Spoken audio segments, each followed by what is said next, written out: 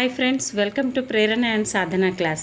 ఈరోజు ఈ క్లాస్లో భాగంగా తెలంగాణ విభజన సమయంలో పోలవరం యొక్క నిర్వాసిత వరద ముంపు ప్రాంతాలను దృష్టిలో ఉంచుకొని ఖమ్మం నుండి 7 మండలాలను వేరు చేసి నవ్యాంధ్రప్రదేశ్లో కలపడం జరిగింది. మరి అవేవేంటి, అయితే దీంట్లో కానిదేది అని అయినదేది అని ఇలాంటి క్వశ్చన్స్ అడుగుతారు ఫ్రెండ్స్. మనం వీటిని ఏ విధంగా గుర్తుపెట్టుకోవాలి? ఫస్ట్ అయితే అవి ఏంటో తెలుసుకుందాం. ఆ 7 మండలాలు ఏంటి? వేలేరుపాడు, కూనవరం, చింతూరు, విఆర్పురం, దీన్నే వరరామచంద్రాపురం అని కూడా అంటారు, కుక్కునూరు, భద్రాచలం, బూర్గంపహాడ్. దీనికి ఈ 7 మండలాలు కూడా తూర్పుగోదావరి, పశ్చిమ గోదావరి డివిజన్లలో కలిపారు. అయితే దీనికి క్లూ ఏంటంటే వరరామచంద్రుడు పహాడ్కు వెళ్తుంటే, అంటే కొండకు వెళ్తుంటే చిన్న కూన కుక్క చింతతో ఉంది, దానిని భద్రంగా వేలేరుపాడుకు తీసుకువెళ్ళాడు.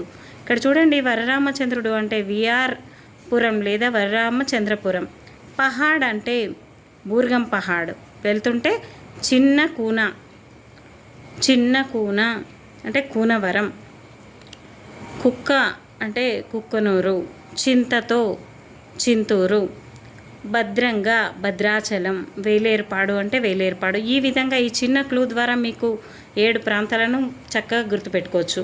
పై మండలంలోని భద్రాచలంలో 73 రెవెన్యూ గ్రామాలను, 21 గ్రామ పంచాయతీలను ఏపీలో కలపడం జరిగింది. బూర్గంపహాడ్ మండలంలో 6 రెవెన్యూ గ్రామాలను, 4 గ్రామ పంచాయతీలను ఏపీలో కలపడం జరిగింది. అయితే ఇంకొకటి ఫ్రెండ్స్, దీనిలో భాగంగా నేను తెలంగాణలో ఉత్తరంలో ఏమున్నాయి, దక్షిణంలో ఏమున్నాయి అనే జిల్లాల పేర్లు కూడా ఈరోజు చెప్పడం జరుగుతుంది. ఉత్తరంలో ఆదిలాబాద్, కొమరం భీం, ఉత్తరంలో ఆది కొమరం ఉన్నారు క్లూ. తూర్పు భాగంలో భద్రాద్రి ఖమ్మం కోసం తూర్పుకు వెళ్ళాడు, భద్రాద్రి కమ్మల కోసం తూర్పుకు వెళ్ళాడు. విధంగా దక్షిణంలో జోగులాంబ, నాగర్ కర్నూల్, దక్షిణాధిపతి జోగులాంబకు నగలు సమర్పించాడు. ఈ విధంగా క్లూ తీసుకోవచ్చు. నెక్స్ట్ పడమర సంగారెడ్డి, నాగర్ కర్నూల్, వికారాబాద్.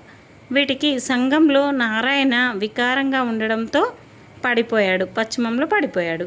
ఈ విధంగా మనం చుట్టుపక్కల అంటే ఉత్తరంలో, దక్షిణంలో, తూర్పున, పడమరలో ఏ ఏ జిల్లాలు ఉన్నాయో కూడా గుర్తించండి. కానిదేది అయినదేది అని క్వశ్చన్స్ అడిగితే మనం ఈజీగా పెట్టవచ్చు ఫ్రెండ్స్.